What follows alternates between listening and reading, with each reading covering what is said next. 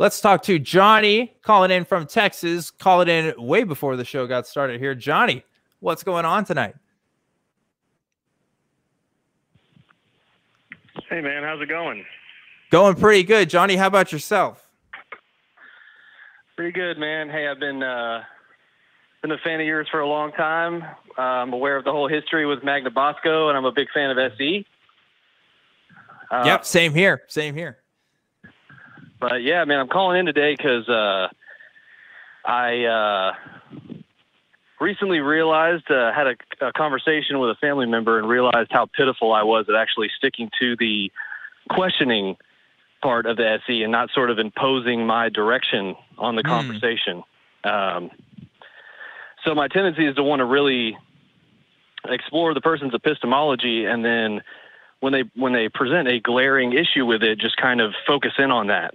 Yeah. And it always leads to them sort of feeling attacked, and they get their walls up and everything. So I was just kind of wondering what your take on that was with family members specifically, but just overall, to the questioning part of SE. Yeah, Johnny. So I got to admit something. So like, I already scrubbed this from my Twitter, but the other night I follow people on Twitter that, I think most people at this point follow people on Twitter that they don't actually like. They just want to see what kind of BS they say, So I follow like this creationist museum, right? And I was just bored, and I was just in a mood. I responded to not only the tweet that they put out, but every single person that commented on that tweet. It was something about why the tweet was asking, why don't you believe evolution is true? Okay. And so all the people put in their things, and I commented on every single one, and I started getting into conversations, and buddy, I was not using SE like at all. I was doing the classic. I was like posting links to things that I know they're not going to read, and just like, putting out definitions of evolution that they weren't going to agree with. And I wasn't being effective in my communication at all. I was so embarrassed by it, I actually deleted all of it today. So you can't see any of those conversations that I had if you look at my Twitter, because like, I want to be a good representation of what like street epistemology can be. Right.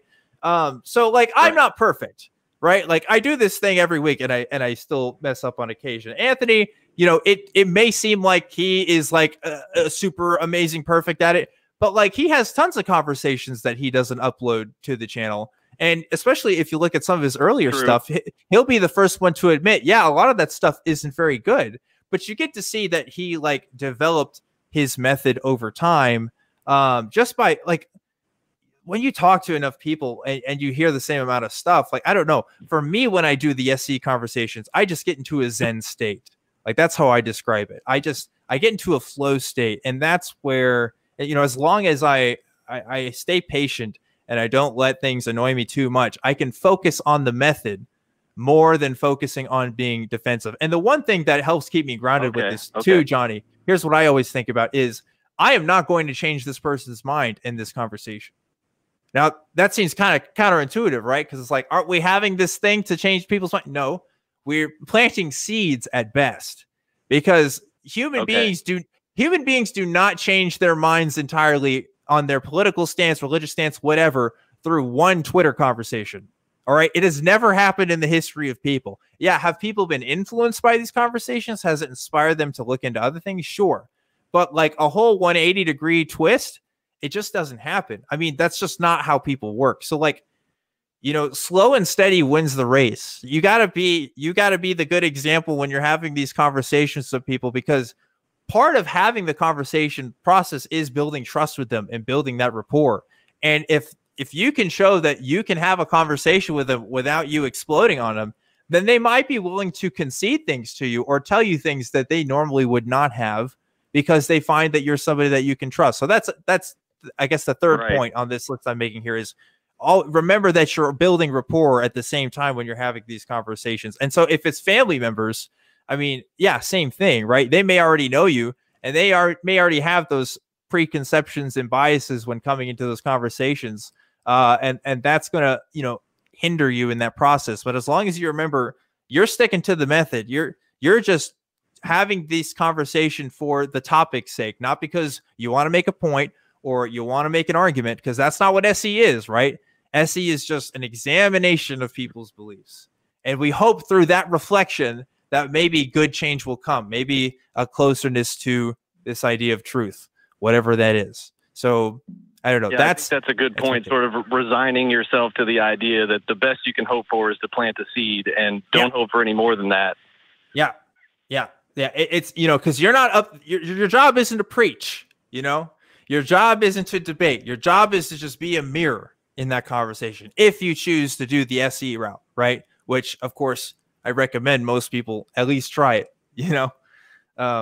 But yeah, Autumn, did you have any thoughts on this? I can definitely relate, because I know that it is much easier to have these conversations with people who you aren't as close to. And once you're close to somebody and you're having these conversations, it can become more intense, even if you don't intend it to. And especially if it's just like bad timing, like it's late and people are tired, and or emotions run high because, you know, I don't know, it could be all sorts of circumstances. So I can definitely relate to it.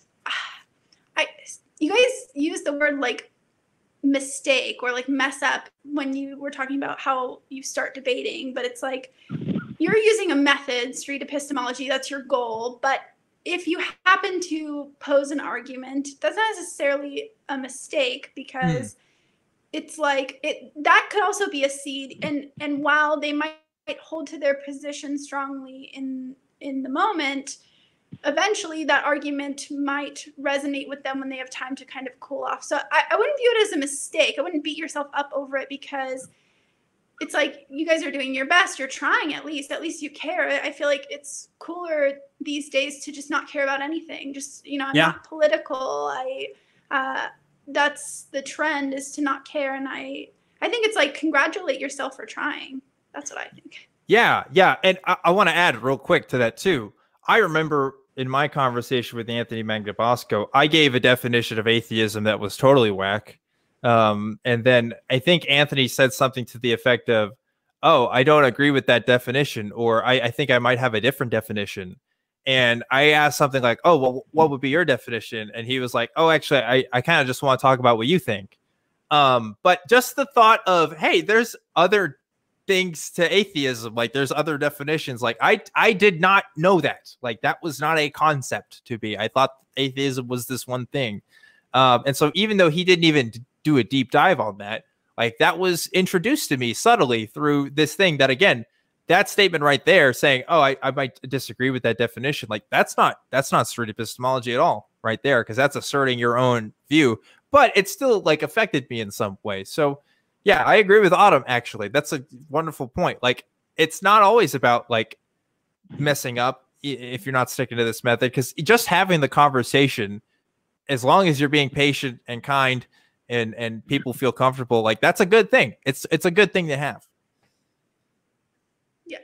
All right. Yeah. I appreciate the advice, and I'll keep trying. I try and stick to a sort of stoic attitude of stay the course, and, you know, over time, you know, things will change. So yeah, I appreciate y'all's advice on that. Heck yeah, Johnny. Well, thanks for calling in. Thanks for asking for our advice. I hope it was helpful to you, because yeah, this thing is hard. Like, I'll be the first to admit it. I am not always the best at it, but I have found more success using it than not. Because let me tell you something, those young Earth creationists I talked to yesterday on Twitter, they're still young Earth creationists. And, you know, they might be for a while. I don't know, but we'll have to see.